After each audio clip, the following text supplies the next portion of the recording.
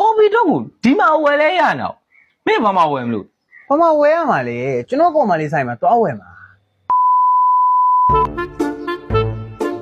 ဟဲ့ရကော်ဖီလေးထောက်တော့သွားပြီ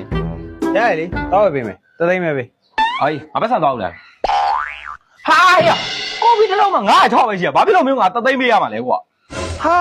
ကျွန်တော်ကဒီနားဆိုင်မှာဝယ်မှာမဟုတ်ဘူးဗျ ကော်ဖီတော့ကိုဒီမှာဝယ်လဲရအောင်မင်းဘာမှဝယ်မလို့ ဘာမှဝယ်ရမှာလေကျွန်တော်ကောင်မလေးဆိုင်မှာတွားဝယ်မှာ မင်းကောင်မလေးကဘာမှ မန္တလေးမှာမန္တလေးမှာ ကော်ဖီလေးတစ်လုံးရန်ဝါနဲ့မန္တလေးသွားမယ်မင်းနဲ့တွေ့မယ် မမကိုလွန်ရောကိုမရရကျွန်တော်အောက်ကလေဒေါ်မမဆိုင်မှာဝယ်ပေးမယ်ကိုရတယ်